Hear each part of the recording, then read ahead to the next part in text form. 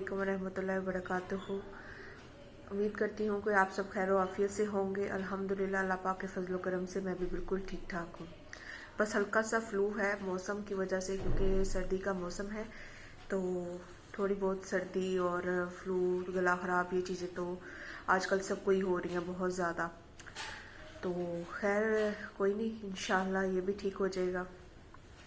तो आज का जो डिस्कशन है मैं उस पर करना चाह रही हूँ। काफ़ी ज़्यादा लोगों ने मुझसे इस बारे में पूछा है कि आपने कब से हिजाब करना शुरू किया, आप कैसे इसकी तरफ आई। तो मैंने सोचा कि क्यों ना आज अपनी हिजाब स्टोरी आपके साथ डिस्कस की जाए, लोगों के साथ अपनी जर्नी शेयर की जाए, कैसे मैं इस लाइन की तरफ आई, किस तरह मैंने हिजाब की तरफ अपना रुख किया। तो काफ़ी ज़्यादा लोग पूछते हैं मुझसे कि ये चेंजिंग किस तरह आई। जो लोग तो मुझे जानते हैं, जिन्होंने मुझे देखा हुआ है, वो लोग अब भी हैरान होते हैं देख के कि टोटली आप चेंज हो गई हो, कि किस तरह आप एकदम से इस तरफ आ गई हो। क्योंकि पहले मैं बहुत ज़्यादा मॉडर्न थी, हर चीज़ मुझे मैचिंग चाहिए होती थी। जैसे लड़कियां करती हैं आजकल, ज्वेलरी मैचिंग होनी चाहिए, शूज़ मैचिंग होने चाहिए, हर चीज़ एक्यूरेट प्रॉपर तरीके से होनी चाहिए। तो मेरा भी मेरे रिलेटिव्स में, ख़ानदान में बहुत ज़्यादा ये चीज़ मुझे एडमायर किया जाता था फैशन के लिहाज से, कि हिफ्ज़ा का जो फैशन है वो देखने वाला होता है, हर चीज़ एक्यूरेट प्रॉपर तरीके से मैचिंग होती है, कोई भी चीज़ इधर से उधर नहीं होती उसकी।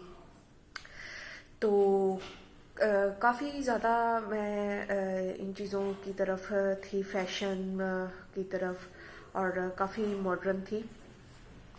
लेकिन शुरू से ही, बचपन से ही कह लें कि मेरे अंदर इस्लाम मज़हब के लिहाज से, ये इस्लामिक चीज़ों के लिहाज से मेरे अंदर थोड़ी बहुत ये चीज़ें पाई जाती थीं। काफ़ी ज़्यादा मैं इन चीज़ों को करती भी थी फॉलो, लेकिन उतना ज़्यादा नहीं जितना कि मैं अब करने लगी हूँ। तो ऐसे ही था, जर्नी चल रही थी आहिस्ता आहिस्ता से। यूनिवर्सिटी वगैरह में जब मैं गई तो वहाँ पे भी ऐसे ही था कि मॉडर्न जीन्स, कुर्ता, ये चीज़ें बहुत मतलब फैशन वगैरह की तरफ था। तो लेकिन दिल में कहीं ना कहीं एक कहने के बेचैनी थी, एक खलश सी थी, कि सुकून नहीं था ना किसी लिहाज से, कि मैं ये जो कर रही हूँ क्या ठीक है। कश्मकश की एक जंग थी अंदर, और बेसुकूनी बहुत ज़्यादा थी, सुकून नहीं था कहीं पे, और मैं किसी के साथ डिस्कस भी नहीं कर पाती थी। मैंने अबाया की, मैंने फिर घर में अपनी अम्मा से डिस्कशन की, मैंने कहा कि मुझे अबाया पहनना है। तो इस तरह आहिस्ता आहिस्ता घर वालों के लिए शॉकिंग था ये चीज़, क्योंकि आप जिस माहौल में रह रहे होते हो और अचानक से जो चीज़ें आपका गेटअप होता है उससे हटकर आप जब बात करते हो और चीज़ को अपनाने की कोशिश करते हो, तो सबके लिए एक चीज़ ये शॉकिंग होती है, एक्सेप्टेबल नहीं होती जल्दी। तो घर वालों ने थोड़ा सा हंसी मजाक, उन्होंने लगा कि मजाक कर रही है, कि शायद वक्ती तौर पे, क्योंकि नेचर भी ऐसी थी कि वक्ती तौर पे जज्बाती हो के कुछ ना कुछ कह देना और फिर बाद में मुकर जाना, ठीक है कोई नहीं। घर वालों ने भी मजाक में लिया, लेकिन मैं आहिस्ता आहिस्ता चीज़ में शिद्दत आती गई। मैंने कहा नहीं, मुझे पहनना है, बाया लेना है मैंने, आप बस मुझे अबाया ले दो, मैं कंफर्टेबल नहीं हूँ अपनी ड्रेसेस में। तो खैर अम्मा ने मुझे अबाया ले दिया। मैंने अबाया पहनना स्टार्ट किया तो थोड़ा बहुत मुझे सुकून मिला कि चलो यार कवर है, अब कोई, मुझे ऐसा लगता है कवर कोई नहीं देख रहा। तो मैंने कहा चलो ठीक है, ये अबाया पहना तो मैंने स्टार्ट कर दिया। स्कार्फ लेना मैंने सबसे पहले Aahista Aahista step by step मैंने शुरू किया, एकदम से मैं इस तरफ नहीं आई। तो मैंने अबाया पहना शुरू किया, फिर मैंने स्कार्फ लेना शुरू कर दिया। तो मैंने कहा चलो यार ये सही है, लेकिन फिर भी कहीं ना कहीं बेचैनी थी कि नहीं, अभी भी कुछ कमी लग रही है मुझे। तो फिर मैंने आहिस्ता आहिस्ता मैंने कहा अच्छा यार, फेस भी हर कोई देख रहा है, मुझे समझ नहीं आ रही थी कि अजीब ही लग रहा है। अबाया पहन तो लिया था, लेकिन फिर भी मुझे था कि नहीं, अभी भी कुछ कमी है।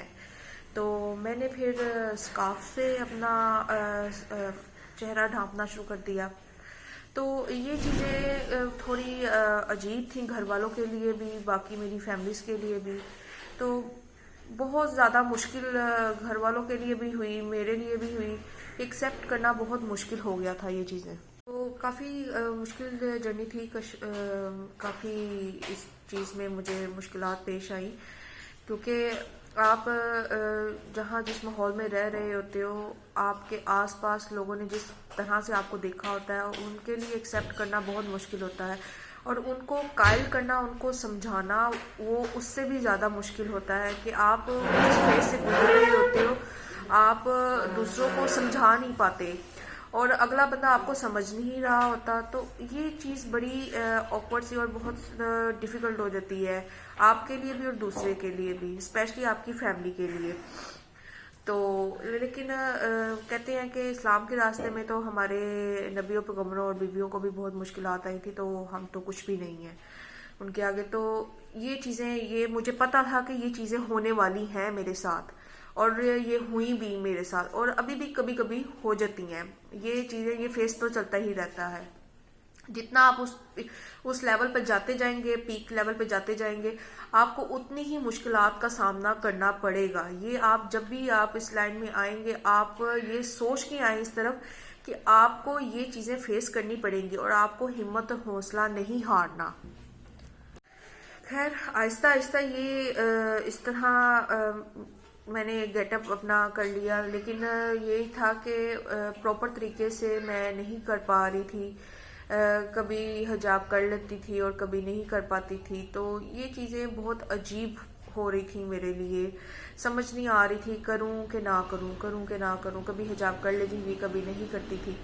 تو یہ چیز میرے لیے بہت عجیب ہوتی جا رہی تھی دن بہ دن، کہ یہ میں کیا کر رہی ہوں. یا تو مجھے پراپر طریقے سے کرنا چاہیے اور یا نہیں کرنا چاہیے.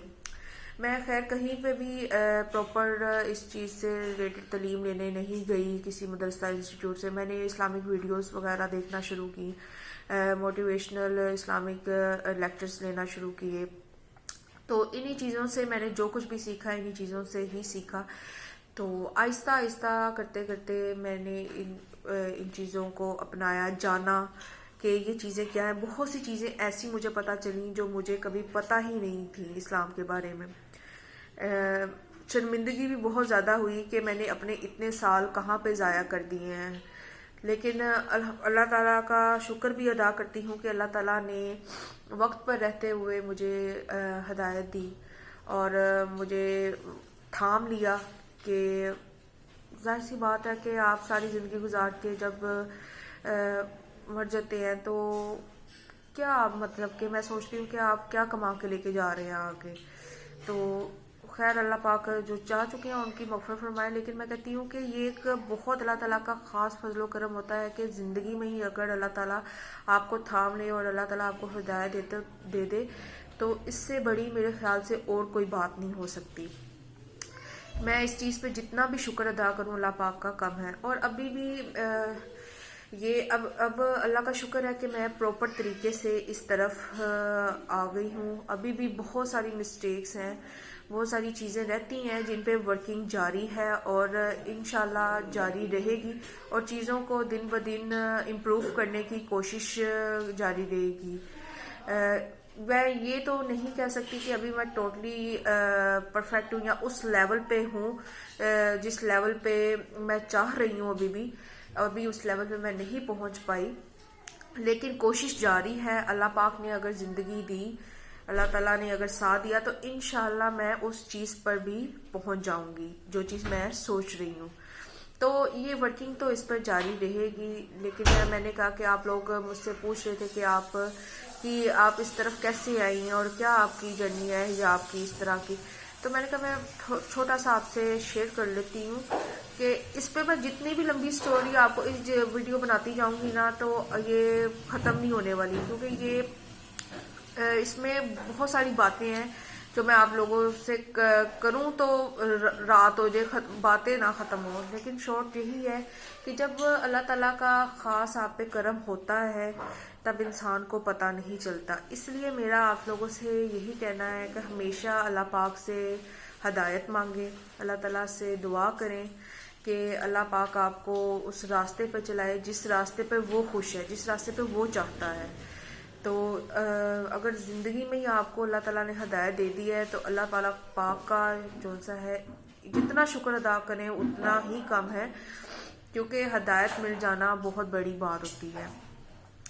اور ابھی بھی مسٹیکس ہیں کچھ جن پر میں چاہ رہی ہوں کہ ابھی اور مزید کام کروں، تو انشاءاللہ اللہ پاک کے فضل و کرم سے اس پہ میں مزید کام بھی کروں گی.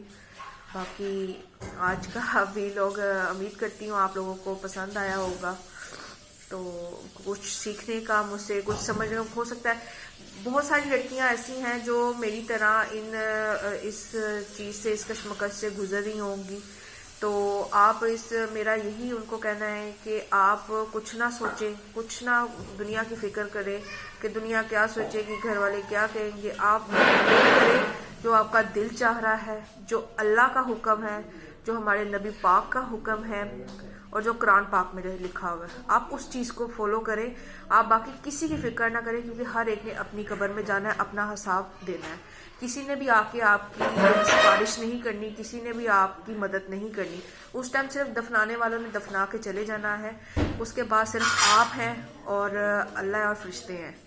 تو اپنا فیصلہ خود کریں کہ کسی کا مت سوچیں، آپ کا جو دل کرا جس راستے پہ آپ جانا چاہتی ہیں بس وہ کر گزریں. ٹھیک ہے، تو اپنا بہت سارا خیال رکھیے گا، اپنی دعاؤں میں مجھے بہت زیادہ یاد رکھیے گا. خوش رہیں، اپنی پیرنٹس کی عزت کریں، ان کے خلاف جا کے کچھ نہ کریں، ان کو سمجھانے کی کوشش کریں لیکن ان کے ساتھ روڈ مت ہوں، طریقے سے چلیں. یہ چیزیں صبر اور وقت مانگتی ہیں، تو اس چیز کو لے کے چلیں. اوکے جی، اپنا بہت سارا خیال رکھیے گا. اللہ حافظ. Subscribe now and press the bell icon. Never miss an update.